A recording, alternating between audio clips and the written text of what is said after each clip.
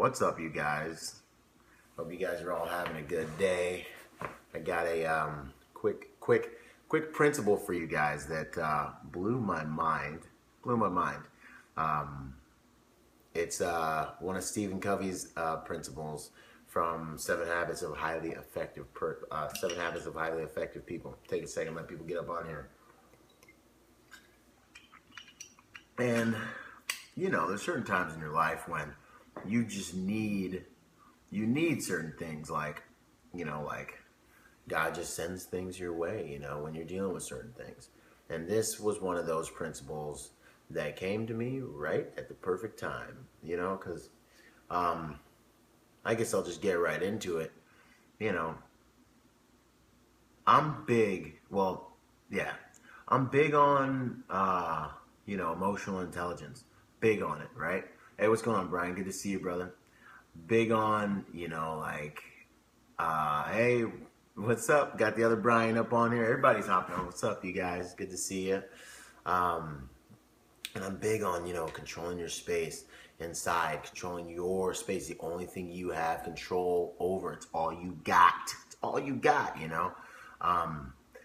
controlling what you can control. In the Marine Corps, we kill the closest threat. Kick the door in, you take the first guy out. Like staying in your workspace, doing what you gotta do, And emotional intelligence is like straight up, hey, Megan, see your comment, is the art of that, because really the way we feel as we go through our lives and the state we're in as we go through our lives is a result of the emotions we choose, man. We choose based on the things we're thinking about, and it's one of those things. It's like, it's so powerful because like the way you feel all day is as a result of this stuff, What's up, Loon? Good to see you, girl. And so this principle really actually changed my life. Boom, Robert, man, good to see you too. It's been a long time. So let me hop up in it to win it. And it's simply something we see running around in the world, that's running rampant in America. And that's the fact that if you can't control your emotions, you very well might try to control other people. You have to, because you want to keep a state. You don't have to do anything, but it's very highly probable that you might find that you're going to start trying to control those around you. Like with me, I'm big on respect, man. Don't be disrespecting me. Disrespect me, I'm getting upset. And then I might just be like, look, man, do what I got to do in order to help the dynamic change so that you treat me with respect, right? Maybe that's not a good example, but in society we see, a whole group of people that if you tell them what you think, for example, if you write Trump 2016 on the sidewalk at their school, they start crying and then make so much noise that they start trying to change things within the whole entire school, whole entire ecosystem of the school and America. So this is really a problem of being reactive with your emotions. It's a problem of you hear it all the time, and I've heard it for years, but I'm really starting to get the revelation of it. Is really a problem of choosing the wrong emotions to gain power in your life and to gain that homeostasis or normalcy within your life, within your environment. There should be nothing that anyone can do that's going to cause you to do anything or make you do something.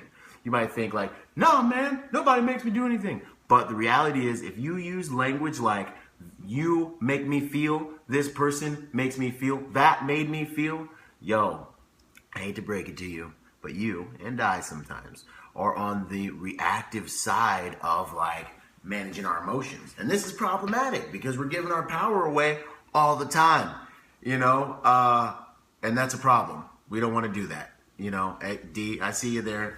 Yeah, Megan, thank you. And when you do that, what ends up happening is you live this tumultuous life. Peace is not your umpire. You give your power away. And then you end up running scripts and falling into brain lanes that are more oriented around you trying to get the power you gave away back, rather than being seated and grounded in your own ability to control your emotions and doing what's really most effective for the situation. You start chasing, trying to get your emotions fixed and trying to like control the other people because what they're doing is so powerful that you don't realize it, but you're giving them your power. And then you end up in this like crazy cycle. You know what I mean? It's a really crazy, very seductive, very powerful thing. It's a very powerful current that can happen, and it takes so much consciousness to begin to become aware of this. You know, when someone else starts like doing things like, and you start to feel naturally certain ways, it's because your mind map, your brain map, the way that you've navigated the world up until this point, which for a lot of us is quite unconscious unless you've been deliberately working on these gears and refining the thought processes you have in your mind. It's learned behavior based on your life experience, based on the way you were raised, and that's this much experience, really. I mean, that the level of intelligence that has to come through from is so finite.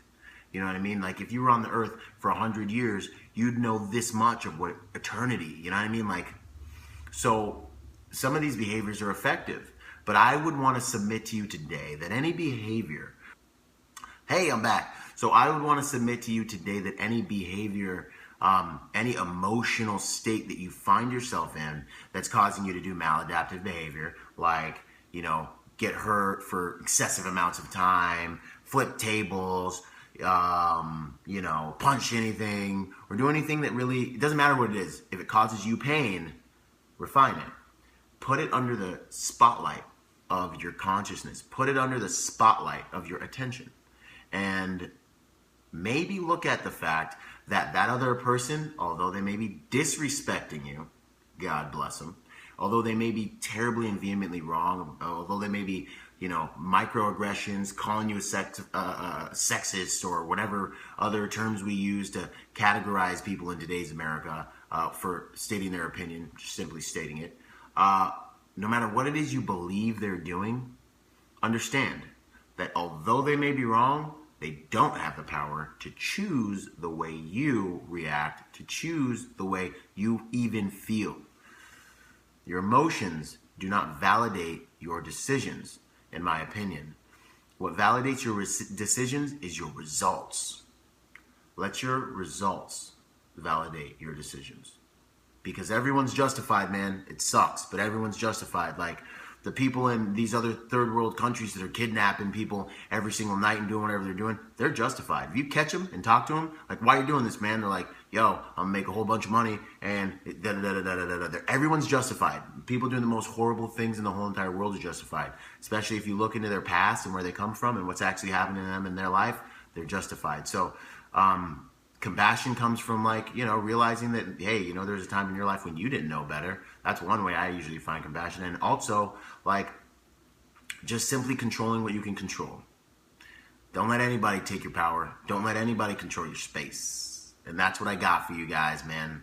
I'm going to get back to the comments and hit you guys up with that later. But, hey, subscribe if you found this to be, like, in any way valuable little conversation. Subscribe so you can get on my other free videos and things like that. And we can just have this communion and conversations. And hopefully I can, like, add some value to the data coming at you throughout the day. And if you know anyone who could use this, tag them, share it. And let's do the best we can with what we have today, guys.